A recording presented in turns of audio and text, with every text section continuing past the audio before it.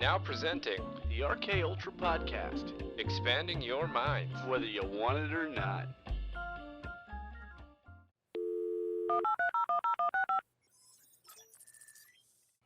Yeah, right in my eye. Wasn't a good time. Oh, hey guys. Welcome to the RK Ultra Podcast. My name's RJ, and this is my co-host. Hi, folks. I'm Kevin. And we're here to talk to you about cryptozoology. Now, Kevin, would you like to tell them a little bit about cryptozoology? Sure. Cryptozoology is the study of animals that are unsubstantiated. You know, it's basically known as a pseudoscience, but it's a hell of a lot of fun to talk about. So, RJ, which cryptid are we going to start with today first? Sasquatch. No. Can't be. It's Sasquatch. We're talking about Sasquatch, guys. God, no. All right, folks, I'm going to give you everything you need to size up a Sasquatch. We're looking at something that's 6 to 15 feet tall, hair from head to toe, walks on 2 legs, and emits a foul odor. He likes to hang out in the woods and scare campers. That's basically just describing my day-to-day activities. So what evidence do we have to substantiate Bigfoot? Mostly footprints, eyewitness accounts, grainy footage. Personally, my favorite and probably the most famous and controversial is the Patterson-Gimlin film, filmed in 1967. It features a nice female Bigfoot. She's taking a stroll across a river. She takes a nice little peek over her shoulder at the camera and then continues along her way. It's honestly pretty incredible. You kind of have to see it for yourself. Mm-hmm.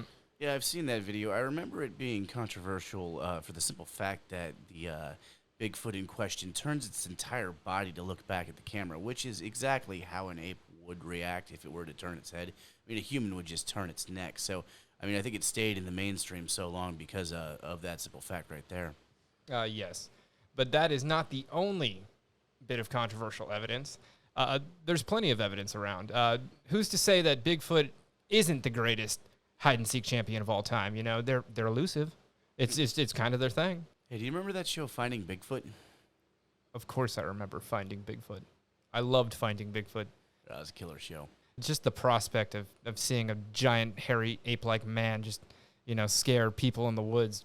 It really gripped my entire family for some reason.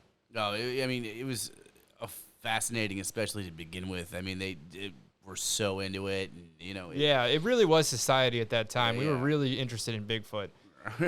Yeah, the prospect of it being real was new again at that point. That guy, Bobo. Oh, Bobo was great. Let's Squatching. They're so into it. Just they used him as like a comparison for the Bigfoot sightings. Like they'd be like, "All right, Bobo, go stand over there and let's see." And he'd be took Bobo 6 minutes to get up that hill. How could something do it faster? It's just ridiculous. Loved it. RJ, how would you go about capturing one of these creatures? What would you do? That's a good question. I guess I would start by gathering all the oils of all the animals I know that are native to that area. And I'd probably rub them all over my body. What, to like throw off the scent? Yeah, pretty much. Just I am the environment. I see. Second, I'd go into the woods. I'd go alone. I'd go with as little equipment as possible. Are you armed at all? Any guns? No, Really? of course not. No, you want to do this predator style. You want to go in there and you basically want to 1v1. 1v1 him. You're going to 1v1 him on his own turf. How are you going to do that? Like set spike traps? Yeah, exactly. Nom-style traps to capture a Bigfoot? Exactly. That's interesting. I think that's a different approach that most people don't take that one. I think that's why it's underutilized. You know what? That might be the best way because we always put up these motion sensor cameras and no one ever seems to get a picture of it. Well, that's what I'm saying. Like he's smart. He's elusive. So it's really the aspect of the camera. It's the respect. Like Predator really is accurate, I believe, to something that Sasquatch could relate to. All right, so you've captured this Sasquatch in your pit after cat and mousing with it for hours, covered in animal oil. We catch it, we take it, we re-educate it, we pacify it, we integrate it into society, and then what? We give it a 9-to-5 job. What does a Sasquatch do for a living? The only thing I can really think of is maybe bouncing. You know, you're at the club, you get some crap, and then the Sasquatch just takes you and throws you out. Hear me out. Hear me out. Elite Sasquatch Special Forces. Ooh, so we militarized the Squatches. That's wicked. But who keeps the Sasquatches in line? I don't know. I don't know who handles the Sasquatches. I don't think they're a sniper rifle. I think they're more of a shotgun. I think you just pick an area and drop in a few, just release them. Yeah, an elite squad that's been trained up. Oh man, that's horrible. When they're done, they just own the place. They hit the button and they all go back to sleep. Yeah, you think the government's doing Project Sasquatch in Area 51, like seriously considering it as a weapon? I'd hope so.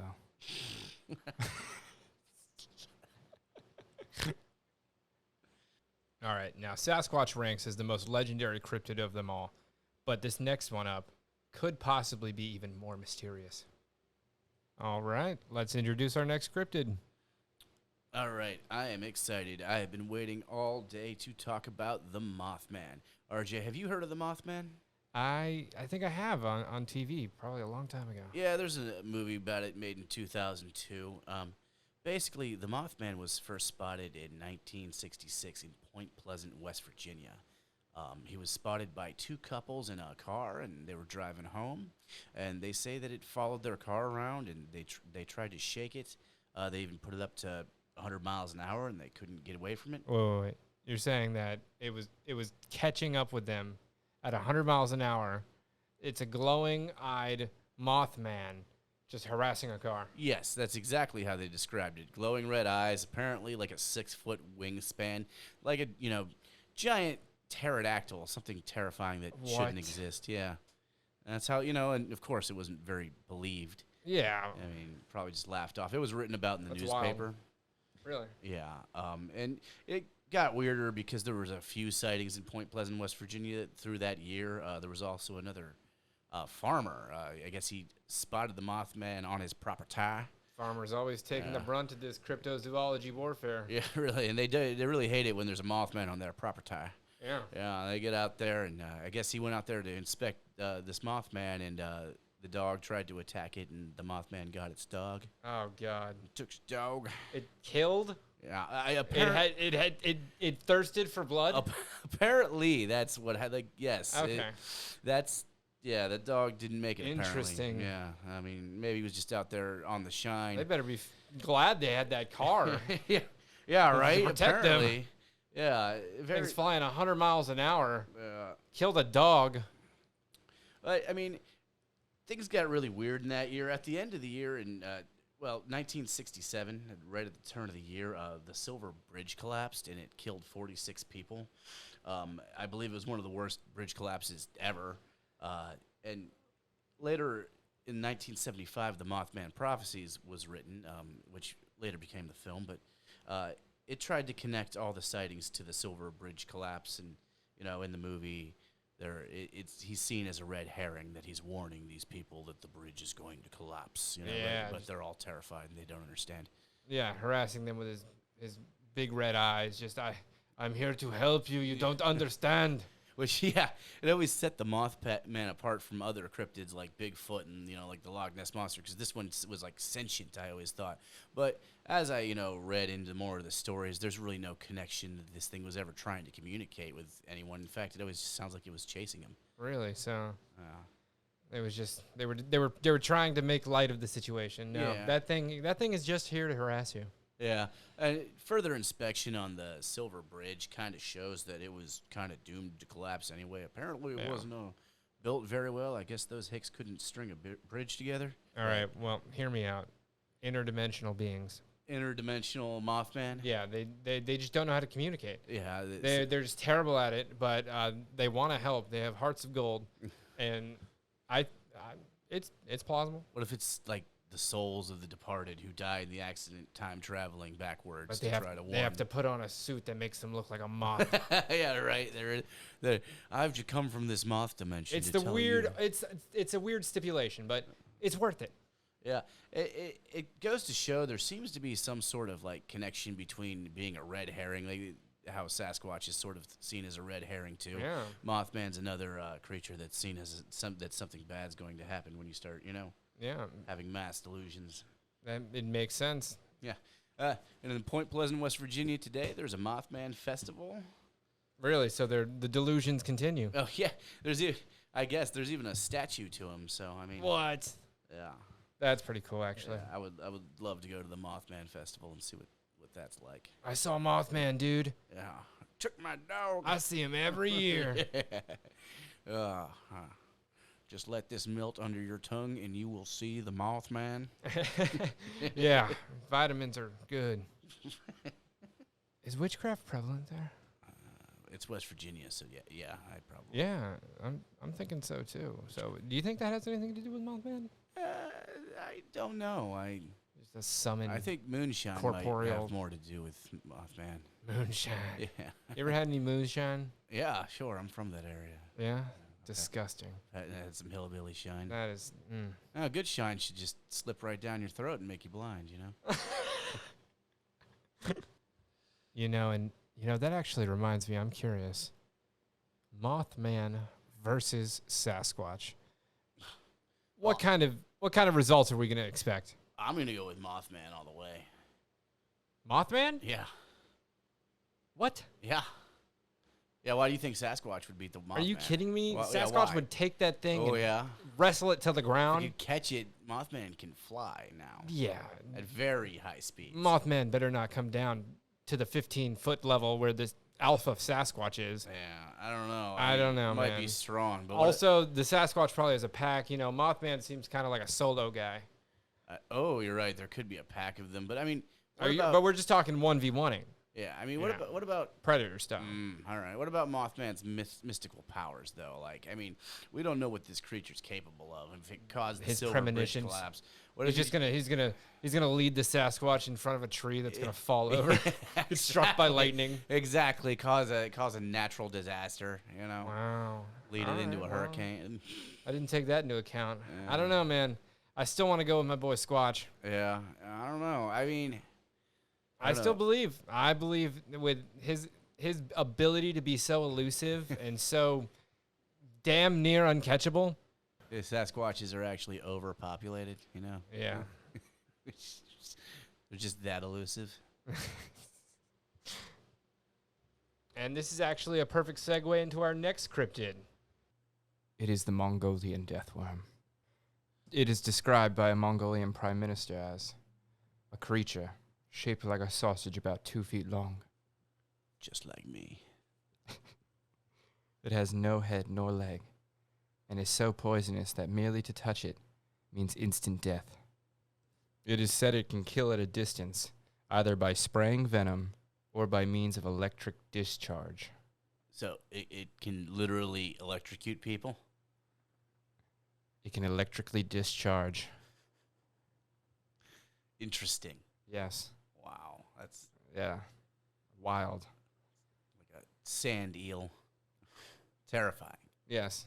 And don't touch it, Yeah, do not touch it. It is instantly death. because that would be my first thought. Like, if I Yeah, was in because desert. the thing that's spitting poison and shooting electricity. Yeah, I'm I'm gonna go up there and just touch it. Yeah, grab it, see what happens. It's obviously the next thought you'd have logically. Immediately. Oh, It's inspired movies like Tremors. great movie. Gotta love Kevin Bacon. I love that movie. Those worms in that movie were much bigger than what's kind of like described in the actual mythology, but That's what makes it. yeah, which Even makes better. it awesome. Yeah. Who's to say that there isn't some sort of like alpha Mongolian deathworm that rarely comes up? He doesn't need to. He sends his lackeys. Here on the RK Ultra podcast, we vow to go find the Mongolian deathworm in the Gobi Desert. We only need your funding. All right, RJ. How do you propose we catch this death worm? Well, it's simple, really. First, we go into the Gobi Desert. I find all of the animals that are native to that area and take their oils. No. No, we're not predatoring the death worm. That's no. No. All right. If I wasn't going to predator the No. deathworm, I'd probably go into the desert alone with as little equipment as possible. Okay, naked snake again. Let's see. in all seriousness, I'd go out into the desert. I'd probably bring some bait with me. I don't know, something live, something that deserves to be poisoned. That likes to wriggle around and make a lot of noise. And I'd probably go out there and I'd like an orphan. Or like a rabbit. You mean like a rabbit? Okay. Yes, an orphaned rabbit. And perfect. Okay. Yes. And Gotcha. Something a death worm might find tasty. I'd probably do research and Yeah. This information's definitely out there in this area, I'm sure. Yeah. And I'd probably just wait and hunt. Yeah. Oh, are you gonna build a pit with spikes at the bottom to catch it, or I'd build a reverse pit with spikes shooting down. Okay, because it's the desert. The Nam techniques aren't gonna work. Well, not only that, it comes from the underground. So okay, yeah, that's more. You're right. That's more Mojave Desert style. But yeah, I guess it's a work in progress. It really depends on the funding. Yeah, how much funding we have. You're right. Yeah. What do you think we need? How much do you think the baseline to catch this thing is?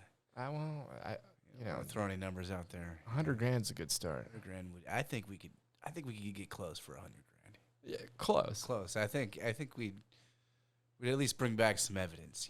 Yeah. It would definitely be a good start. All right, you're in Puerto Rico. It's 1995.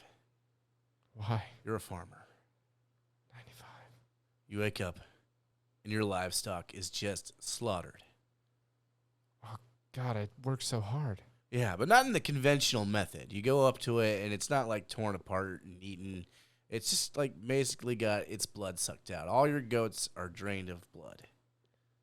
Why did Edward Cullen come to my town? No, it's not the vampire. What? It's the chupacabra. Chupacabra. Translated to the goat sucker. How do you get that nickname? Well, I just told you it sucks the blood out of goats. Mm-hmm. That's what they all say. Moving on. Give me a description of this creature, RJ. Well, from my knowledge, it's a 2-foot-long, sausage-shaped object that... No, that's the Mongolian deathworm. The chupacabra is described as a bear cub-like lizard, one of the descriptions, because there's many. The other one is like a hairless canine.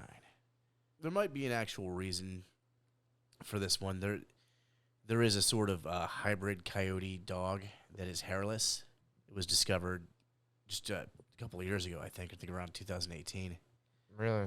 Yeah, and they say it might be responsible for the chupacabra sightings. It like has an iron deficiency, and it's kind of sick with mange. They're hairless dogs, and they go after livestock because it's easy prey for the most part.